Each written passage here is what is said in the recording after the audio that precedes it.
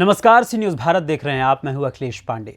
खबर उत्तर प्रदेश के जनपद रायबरेली से है, जहां राहुल गांधी की भारत जोड़ो न्याय यात्रा को लेकर समय में बदलाव किया गया है। सांसद सोनिया गांधी के संसदीय क्षेत्र रायबरेली में 20 फरवरी को न्याय यात्रा 2 बजे के बाद पहुंचेगी। न्याय यात्रा रायबरेली पहुंचने से पहले राहुल गांधी मानहानि के मामले में सुल्तानपुर एमपी एमएलए कोर्ट से वारंट जारी होने की वजह से सुल्तानपुर सत्र न्यायालय जाएंगे।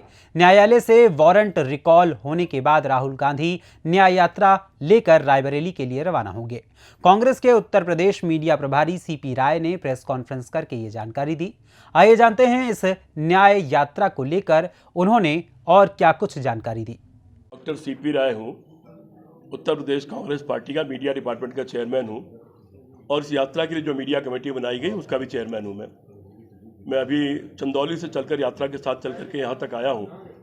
अभी पीछे संगीपुर में यात्रा रुकी हुई थी, जहाँ हमारे राष्ट्रीय चेयरमैन जयराम रमेश की प्रेस वार्ता थी। उसके पहले लालगंज में सभा थी, विशाल जनसभा हुई है। खैर, मैं मुद्दे पर आता हूँ। राहुल जी न्याय यात्रा लेके चले हैं। पहले भारत जोड़ो यात्रा थी, अब भारत जोड़ो न्याय यात्रा है। तमाम तरह का अन्याय देश में है, उस अन्याय के खिलाफ लड़ने की यात्रा है। संविधान और लोकतंत्र बचाने की यात्रा है। राहुल जी की यात्रा कल रायबरेली की तरफ आएगी। मैं आप लोगों से मिलने आया था और अपील करने आया था कि आप सब लोग इस यात्रा का साथ दीजिए।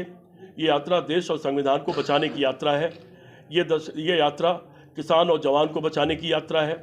ये यात्रा इस देश की अस्मिता को बचाने की यात्रा है। देश की विदेश नीति बर्बाद हो गई है, देश की अर्थव्यवस्था बर्बाद हो गई है। 4 गुना कर्जा हो गया है मोदी जी की सरकार में देश पर। चीन ने 2200 किलोमीटर हमारे देश में कब्जा कर लिया है। बेरोजगारी 45 साल से सबसे चरम पर है। जिस महंगाई के नाम पर मोदी जी आए थे वो आसमान छू रही है।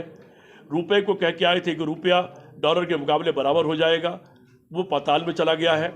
30 रुपये पेट्रोल देने का वादा करके आए थे, आप देख रहे हैं पेट्रोल कहाँ पर है। तो इन सारे मुद्दों को, विदेश नीति का हालत यह है कि हमारे अड़ोसी पड़ोसी सारे देशों से हमारे रिश्ते बिगड़ गए हैं और छोटे छोटे देश हमको आँख दिखा रहे हैं। तो क्या भारत इतना कमज़ोर था? जिस बांग्लादेश को हमने बनाया वो हमसे दूर होता जा रहा है।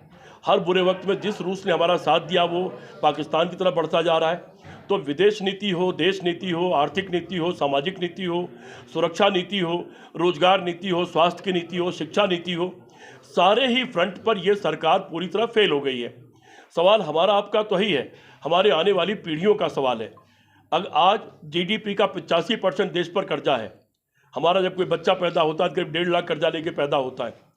इससे थोड़ा ही ज़्यादा कर्जा हो जाने पर श्रीलंका में दिवालियेपन के कगार पहुंच गया श्रीलंका, और आपने देखा कि वहाँ क्या हुआ। हमको इस देश को सारे हालात से बचाना है। हमारी आपकी जिम्मेदारी है कि हम आप मिलकर के अपनी अपनी भूमिका अदा करें। मैं आपसे अपील करने आया हूँ कि राहुल गांधी जी की यात्रा में साथ दीजिए। कल राहुल गांधी जी की यात्रा थोड़ी सी स्थगित करनी पड़ी थोड़ी देर के लिए सुबह, क्योंकि उनके ऊपर कोई 2018 में किसी ने केस कर दिया था, जिसमें कल उनको अदालत में पेश होना है सुल्तानपुर में।